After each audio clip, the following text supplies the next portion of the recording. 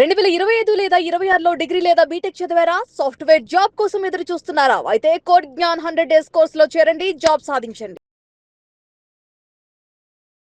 నమస్కారం అనిల్ సింగ్ గారు. నమస్తే శిరీష. ప్రతి ఒక్కరు కూడా ఇన్వెస్ట్మెంట్ చేసేటప్పుడు మార్కెట్ ఎలా ఉండబోతుంది, ఏ టైంలో ఇన్వెస్ట్ చేస్తే బాగుంటుంది అని ఆలోచిస్తూ ఉంటారు. కానీ తెలియకుండానే మార్కెట్ క్రాష్ అయింది అని ఎప్పుడైతే ఆ వార్త వింటారో ఇన్వెస్టర్స్ అందరూ కూడా పానిక్లోకి వెళ్ళిపోతూ ఉంటారు. ఇప్పుడు నేను బై చేయాలా, లేదంటే సెల్ చేయాలా, హోల్డ్ చేయాలా, ఇదంతా పక్కన పెడితే అసలు మార్కెట్ క్రాష్ అంటే ఏంటి సార్? ఇది చాలా షాకింగ్కి గురయ్యే ప్రశ్న అడిగారు మీరు. ఎందుకు అంటే ప్రతి ఇన్వెస్టర్కి ఆ పరిస్థితి నుంచి ఎప్పుడైతే వాళ్ళు పాస్ ఆన్ అవుతారో వాళ్ళకి తెలుసు ఆ కష్టాలేంటో, వాళ్ళు పడే కష్టాలేంటో, వాళ్ళు చూసిన లాసెస్ ఏంటో. కొంతమంది అయితే నిజంగా సిల్లీగా నన్ను అడిగితే అది తప్పు, ఎందుకంటే కొంతమంది సూసైడ్ కూడా కమిట్ చేస్తారు. So there is a situation అనమాట. సో క్రాష్ అవ్వడానికి పరిస్థితులు రెండు ఉంటాయండి. మీరు ఇందాక మీరు చెప్పిన ప్రశ్నలో చాలా ముఖ్యమైన విషయం ఏంటంటే, ఒకటి అకస్మాత్తుగా వచ్చే న్యూస్ వల్ల, రెండోది వచ్చేసేసి అనలైజ్ చేస్తే కానీ మీరు ముందే పసిగట్టగలిగితే ఆ క్రాష్ని మీరు సేఫ్ అయిపోతారు. సో అలాంటి అవకాశాలు ఉంటాయా? వార్నింగ్ సైన్స్ 100% ఉంటాయి. ఏంటి సార్? చెప్తా తప్పకుండా. సో ఫస్ట్ అండ్ ఫార్మోస్ట్ మనం ఏం చేద్దామంటే, మొదటి కారణం ఏంటంటే అకస్మాత్తుగా మార్కెట్స్ క్రాష్ ఎందుకు అవుతాయి, దానికి కారణము ఉంటుంది కదా. ఆ కారణంలో అకస్మాత్తుగా ఏదైనా న్యూస్ వల్ల క్రాష్ అయిందా, లేదంటే ఒక సంవత్సరం నుంచి ఆల్రెడీ కనిపిస్తూ వస్తున్న పరిస్థితి గురించి ఉందా. సో రెండు రకాలు ఉంటుంది న్యూస్. కాబట్టి ఒకటి నేను చెప్తాను. మొట్టమొదటిది ఫర్ ఎగ్జాంపుల్ 2001 అనుకుంటానండి, 2001, నాకు సరిగ్గా గుర్తులేదు, సారీ ఇఫ్ ఐఎమ్ రాంగ్. దీన్ని అంటారు 9/11. 9/11 అంటే ఏంటంటే 11వ డేట్న సెప్టెంబర్ నెలలో 2 planes got bashed into the World Trade Center అనమాట. అమెరికాలో, యునైటెడ్ స్టేట్స్లో ఆఫ్ఘనిస్తాన్లో ఉన్న టెర్రర్ ఆర్గనైజేషన్ అని చెప్పేసి అమెరికన్ గవర్నమెంట్ చెప్పడం జరిగింది.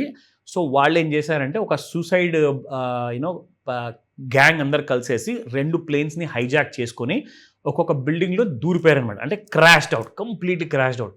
ఆ సమయము జరిగింది ఏంటంటే, అక్కడ అలా న్యూస్ వచ్చి ఫ్లాష్ బ్రేకింగ్ న్యూస్ అని టీవీ ఛానల్స్లో రాగానే మార్కెట్స్ కుప్పకూలిపోయాయి అనమాట. More than 10%, 15%, 20%. పొద్దున వరకు హ్యాపీగా ఫీల్ అవుతున్న క్లయింట్స్ అందరూ కూడా నాకు ఇవాళ ₹1,00,000 వచ్చాయి, 10,000 వచ్చాయి, ₹1,00,00,000 వచ్చాయి అని చెప్పి ఫీల్ అవుతున్న వాళ్ళందరూ కూడా ₹1,00,000 ప్రాఫిట్ వచ్చిన వాళ్ళకి 10 లక్షలు, 20 లక్షల లాసులు వచ్చాయి. ₹1,00,00,000 ప్రాఫిట్ వచ్చిన వాళ్ళకి కనీసం 100 కోట్లు, 50 కోట్లు లాస్ వచ్చింది. అది ఎలా పాసిబుల్ అండి అంటున్నారు. ఎందుకంటే వాళ్ళ పెట్టుబడులు అంత పెద్దగా ఉన్నాయి కాబట్టి అంత ప్రాఫిట్ చూశారు, అంతే దానికంటే 10 times ఎక్కువగా లాస్ కూడా చూడాల్సిన పరిస్థితి వచ్చింది. అంటే ఇది అకస్మాత్తుగా జరిగిన పరిస్థితి. ఇది ఎవరి కంట్రోల్లో లేదండి, ఇంక్లూడింగ్ అమెరికన్ ప్రెసిడెంట్ చేతిలో కూడా ఇది వాళ్ళ కంట్రోల్లో లేదు. ఒక ఇన్సిడెంట్ జరిగింది, ఆ ఇన్సిడెంట్ వల్ల మార్కెట్స్ క్రాష్ అయ్యాయి. నా ఇప్పుడు మనం మాట్లాడుకుందాము రెండో పరిస్థితి గురించి. రెండో పరిస్థితిలో నేను మీకు 2 ఎగ్జాంపుల్స్ చెప్తానండి. ఒకటి కాదు, 2 ఎగ్జాంపుల్స్. ఇక్కడ ఏంటంటే ఫస్ట్ అండ్ ఫార్మోస్ట్ ఏంటంటే 2008లో ఒక చాలా పెద్ద బుల్ మార్కెట్ క్రాష్ అనేది జరిగింది. 2008లో, 2008లో ఆ టైంలో మేమందరం మార్కెట్లో ఆల్రెడీ పాల్గొంటున్నాం. అఫ్కోర్స్ 2001లో కూడా మేము ఉండే. సో 2008లో కూడా నేను చూసింది ఏంటంటే, జరిగింది ఏంటంటే, it was a big kind of a meltdown of the loan market. అంటే అమెరికాలో లెఫ్ట్ రైట్ సెంటర్, మీకు ఇల్లు కావాలా, లోన్ తీసుకోండి. మీరు ఇల్లు కొంటారా, లోన్ తీసుకోండి. బాబు నువ్వు ఎందుకు కొనట్లేదు, నాన్న తీసుకో, విత్ ప్రెషర్ అనమాట. ఫైనాన్స్ కంపెనీస్, బ్యాంక్స్ అందరికీ లోన్స్ ఇచ్చారు. దాన్నే చెప్పారు సబ్ ప్రైమ్ క్రైసిస్ అని, లేమాన్ బ్రదర్స్ క్రైసిస్ అని చెప్పేసి. సో ఇవన్నీ గోల్డ్ మ్యాన్ సాక్స్ అంటారు. చాలా కంపెనీస్ ఆ టైంలో మకాం ఎత్తేసారు. సో చాలా ప్రాబ్లమ్స్ వచ్చాయి. కానీ యాక్చువల్గా మరి ఈ న్యూస్ వచ్చిన తర్వాత మార్కెట్స్ బాగా పడ్డాయి.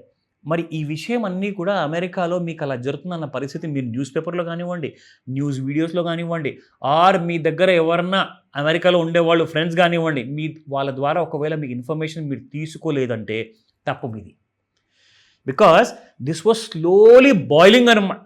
అమెరికన్ మార్కెట్లో ఇది కొన్ని సంవత్సరాల నుంచి, 2000 సంవత్సరం నుంచి 2008 వరకు, ఈ 8 సంవత్సరాల్లో లోన్స్ ఇచ్చి జనాలు తిరిగి కట్టకపోవడం వల్ల క్రైసిస్ అనేది ఏర్పడింది. సో ఇదంతా మీ ముందే జరిగినప్పుడు 2008లో సడన్గా మార్కెట్స్ ఫాల్ వచ్చాక అదేంటంటే సడన్గా పడిపోయే మార్కెట్స్ అనడము అన్యాయం. ఎందుకంటే మీరు స్టడీ చేయలేదు కాబట్టి. మీరు అలాంటి న్యూస్ని తెలుసుకోలేదు కాబట్టి రెస్పాన్సిబుల్ మీరే అవుతారు. ఓకే. సో అందుకే మనం ఎన్ని అప్డేట్స్ తీసుకొస్తూ ఉంటామో అర్థం చేసుకోండి, నేర్చుకోండి. So you have to learn every day.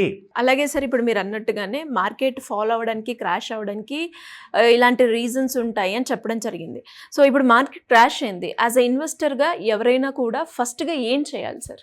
First and foremost ఏంటంటే మీరు బ్రేక్స్ అప్లై చేయాలి. మీరు సైకిల్ నడిపించిన, టూ వీలర్ కార్ ఏదైనా కానివ్వండి, గేర్స్ ఉంటాయి, యాక్సిలేటర్స్ ఉంటాయి, మీకు ఖచ్చితంగా బ్రేక్ కూడా లేనిది ఒక బండి కూడా లేదు. సో మీరు ఆన్ టైంకి, ఎవ్రీ టైంకి నెసెసిటీ ఉన్న సిచ్యువేషన్లో మీరు బ్రేక్స్ అప్లై చేయకపోతే ఏం జరుగుతుందండి? యాక్సిడెంట్స్ జరుగుతాయి. సో జరిగేది ఏంటంటే ఇక్కడ ముఖ్యంగా ఆ బ్రేక్స్ అప్లై చేయకపోతే మీకు ప్రాణ నష్టం కలగచ్చు కదా. సో ప్రాణం ఒకసారి పోయిందంటే మళ్ళీ తిరిగి రాదండి, కానీ డబ్బులు పోయాయనుకోండి మళ్ళీ తిరిగి సంపాదించుకోవచ్చు. బట్ నేనేమంటానంటే మీరు పెద్ద లాసుల్లో ఉండే అవకాశం ఉన్నప్పుడు మీరు ఏం చేయాలంటే ఒక స్టాప్ లాస్ ఫాలో చేయాలి. మీరు ఇందాక అడిగిన ప్రశ్నకి చాలా ఇంపార్టెంట్ సమాధానం ఏంటంటే అందరూ ఏం చేస్తారంటే అది రిలయన్స్ కంపెనీ షేర్ అంటారా, బేర్ మార్కెట్లో ఉన్నప్పుడు, లేదంటే వేరే పెద్ద పెద్ద కంపెనీ షేర్ అంటారా, ఎంత పడ్డా కానీ కొను, అది బంగారం, వెండి, వజ్రం అంటారు. అవునవును. ఏమవుతుందండి? అది పడాల్సిన పరిస్థితి ఉంటే ఇంకా పడిపోతూ ఉంటుంది. మీరు ఏం చేస్తున్నారు? You're trying to catch a falling knife. So దానివల్ల ఏంటంటే మీ దగ్గర సరైన పూర్తి ఇన్ఫర్మేషన్ లేదా నాలెడ్జ్ లేకపోతే మీరేం చేస్తారంటే ఆయన చెప్పాడు, ఈయన చెప్పాడు, ఫ్రెండ్ చెప్పాడు, అన్న చెప్పాడు, తమ్ముడు చెప్పాడు అని చెప్పేసి కొనుక్కుంటూ ఉంటారు. దానివల్ల మీరు ఇంకా లాస్ పాలవుతున్నారు. But fact of the matter ఏంటంటే ఒక డిసిప్లిన్ ఫాలో చేయండి. నేను డబ్బుతో ఇంకా డబ్బు సంపాదిస్తా, అదే గర్వంతో మీరు ఒకవేళ ఉన్నారనుకోండి, మీరు చేస్తున్న పెద్ద తప్పు ఏంటంటే మీరు ఓన్లీ డబ్బుతో మీరు డబ్బు సంపాదించలేరు. కావాల్సిందే నాలెడ్జ్. రైట్ నాలెడ్జ్ కావాలి, రైట్ ట్రైనింగ్ కావాలి, right kind of follow up ఉండాలి. అలాంటి ఇండికేషన్స్ మీరు అర్థం చేసుకోవాలి. ఇంకొక చిన్న మాట చెప్తా. నా 2020లో మనకు మార్చ్ నెలలో మన దేశ ప్రధాని కోవిడ్ లాక్డౌన్ అనౌన్స్ చేశారు. కానీ 2019 డిసెంబర్ నెల నుంచే మీకు ఈ బ్యాడ్ న్యూస్ చైనా నుంచి రావడం మొదలైందనమాట. నవంబర్, డిసెంబర్ నుంచి వుహాన్ అనే ప్రదేశం ఉంది చైనాలో, ఇలా జరుగుతుంది, అలా జరుగుతుంది అని చెప్పేసి మెల్లమెల్లగా WHO నుంచి స్టేట్మెంట్స్ రావడం వల్ల వేరే వేరే దేశానికి అది పాకుతుంది అని చెప్పేసి వాళ్ళు జాగ్రత్త పడ్డారు. కానీ ఇండియాలో మనం జాగ్రత్త పడే వరకు 5 నెలలు గడిచిపోయి, నవంబర్, డిసెంబర్, జాన్, ఫెబ్, మార్చ్లో అప్పుడు మనం లాక్డౌన్ అనౌన్స్ చేసాం. సో అప్పటిదాకా మీకు అర్థం అవ్వలేదా అండి ఈ ప్రాబ్లమ్స్ వల్ల ఇంకా మార్కెట్స్ క్రాష్ అవుతాయని చెప్పి ఇండికేషన్ రాలేదా? రెండో విషయం చెప్తా. ఈ వార్ స్టార్ట్ అయ్యి, ఇరాన్ వార్ స్టార్ట్ అయ్యి అమెరికాతో, ఇజ్రాయెల్తో 6 నెలల పైన అయిపోయిందండి. కానీ మన ఇండియన్ మార్కెట్స్ మాత్రం 2 years బిఫోరే ఆల్ టైమ్ హై కొట్టాక దాని తర్వాత మళ్ళీ పడిపోతూ ఉన్నాయి. సో అది కూడా ఒక ఇండికేషన్ అనమాట. You have to understand. కొన్ని సిగ్నల్స్ మార్కెట్ మీకు ఇస్తూ ఉంటుంది. బాబు ఇక్కడ అర్థం చేసుకో, నేను కింద పడబోతున్నాను, నువ్వు అర్థం చేసుకోలేకపోతే లాస్ నీకే వస్తుంది అన్న విషయము, ఆ ఇండికేషన్స్ మీరు అర్థం చేసుకుంటే you will be the winner. అదే చెప్తానండి, మనం నేర్చుకునే విధానం అనేది ఎలాంటిది ఉన్నా కానీ వీడియోస్ మాత్రం సుమన్ టీవీ నుంచి మేము ఈ ప్రయత్నం చేసిన దాన్ని మీరు ఇగ్నోర్ చేశారనుకోండి, లాస్ మళ్ళీ మీకే పెద్దగా వస్తుంది. ఖచ్చితంగా సరే అండి, మీరు అన్నట్టుగానే మార్కెట్ క్రాష్ అయినప్పుడు ఖచ్చితంగా ఎంత పోర్ట్ఫోలియోలో ఉన్నా కూడా, ఎస్పెషల్లీ మనం మాట్లాడుకుంటే ఫర్ ఎగ్జాంపుల్ ఒక 10 lakhs పోర్ట్ఫోలియోలో ఉన్న వాళ్ళకి మార్కెట్ కనుక ఫాల్ అయినప్పుడు యాజ్ ఎ ఇన్వెస్టర్గా ఇప్పుడు ఏం చేయాలి సార్? ఎలాంటి స్టెప్స్ తీసుకోవాలి? సార్ ఫస్ట్ ఆఫ్ ఆల్ ఏంటంటే మీరు ఏదైతే చెప్పారో 10 lakhs పెట్టుబడి పెట్టారు, ఎగ్జాంపుల్ అండి, ఒక ఎక్స్ అమౌంట్. ఆ ఎక్స్ అమౌంట్కి ఉన్న ఇన్వెస్టర్స్ 3 ఉన్నారండి, ఆర్ 2 ఉన్నారు, AB అని చెప్పచ్చు. ఈయన 10 లక్షలు పెడుతున్నారు, ఈయన కూడా 10 లక్షలు పెడుతున్నారు. కానీ ఈయన రిస్క్ అపిటైట్ 50% కంటే ఎక్కువగా లాస్ తీసుకునే ఆ స్తోమత ఈయన దగ్గర ఉంది. కానీ ఇంకొక పర్సన్ దగ్గర 20%కే బాబు ఆపేద్దాన్ని, ఆయన నా దగ్గర ఉన్న డబ్బులు అన్నీ ఉన్నాయి, ఇంకేం లేవు నా దగ్గర అంటే ఆయన స్టాప్ లాస్ ప్రకారంగా ఆయన పెట్టుకుంటారు. సో ఎప్పుడైనా గుర్తుంచుకోండి, మీరు మీ మైండ్ సెట్ ప్రకారంగా నేను ఇంత లాస్ భరించగలుగుతానా లేదా అన్న విషయం మీరు ముందే నిర్ణయించుకుంటే మంచిది. మెంటల్గా ప్రిపేర్ అయ్యారనుకోండి, ఆ షాక్ మీకు తగలదు కదా. రేపటి రోజున 10 లక్షలకి బదులు 2 లక్షలు పోయాయనుకోండి, 8 లక్షలు మిగిలితే ఓహో నేను ముందు నుంచి డిసైడ్ అయ్యాను కాబట్టి ఐఎమ్ ఓకే, నా 8 లక్షలు నేను తిరిగి నేను ఇంటికి తీసుకుపోతా. ఎవరైతే 50% వరకు కూడా ఉన్నారో ఆయన కెపాసిటీ ఎక్కువ ఉంది కాబట్టి ఆయన నిలబడి ఉన్నాడు. సో మార్కెట్లో ఏంటంటే బాబు 50% కాదు నేను 90% వరకు ఉంటా అంటే గ్యారెంటీ లేదండి. ఆ 10% కూడా మిగిలింది, అది కూడా పోయే అవకాశాలు ఉన్నాయి. చెప్పడానికి కారణం ఏంటంటే మీకు ఒక పోర్ట్ఫోలియో క్రియేట్ చేసుకున్న తర్వాత దాన్ని రెగ్యులర్గా స్టడీ చేయండి. ఏం కాదండి నా దగ్గర మంచి స్టాక్సే ఉన్నాయి అనుకుంటే అలాంటి కంపెనీస్ అన్నీ కూడా మూతపడి మీ పోర్ట్ఫోలియో మొత్తం 0 అయ్యే అవకాశాలు. ఏమైనా రికవరీ ఛాన్సెస్ ఉంటాయా సార్? స్టాక్ మార్కెట్లో ఉన్న ప్రాబ్లం అదేనండి. కొన్ని కంపెనీస్కి విలువ అనేది ఇరోడ్ అవుతుంది అనమాట. వాల్యుయేషన్ ఇరోడ్ అయిపోతే అంటే ఆవిరైపోతుంది. ఆ వాల్యుయేషన్ ఆవిరైపోయింది అనుకోండి, మళ్ళీ తిరిగి తెచ్చుకోవాల్సిన కైండ్ ఆఫ్ సిచ్యువేషన్ ఉండదు.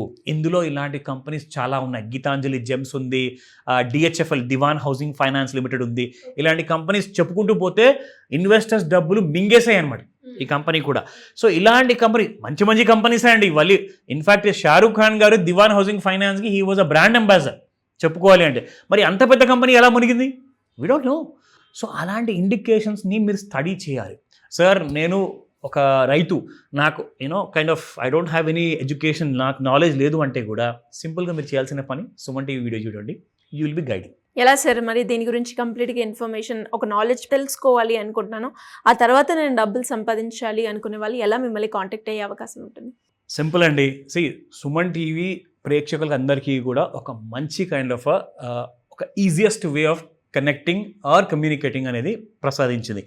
అందరు చేయాల్సింది ఏంటంటే, ఈ రోజున మారుమూల గ్రామంలో కూడా సెల్ ఫోన్స్ ఉన్నాయి. మీరు చేయాల్సిందల్లా ఒక కాల్. ఆ కాల్లో మీకు చాలా పెద్ద సొల్యూషన్ ఉండబోతుంది. దాన్ని మీరు ఏం చేస్తారంటే స్క్రీన్ పైన కనిపిస్తున్న నెంబర్కి కాల్ చేస్తే లేదా వాట్సాప్ మెసేజ్ పెడితే మీకు అలాంటి సహాయాన్ని మేము అందజేస్తాం. Thank you sir, thank you so much. Welcome Sirisha.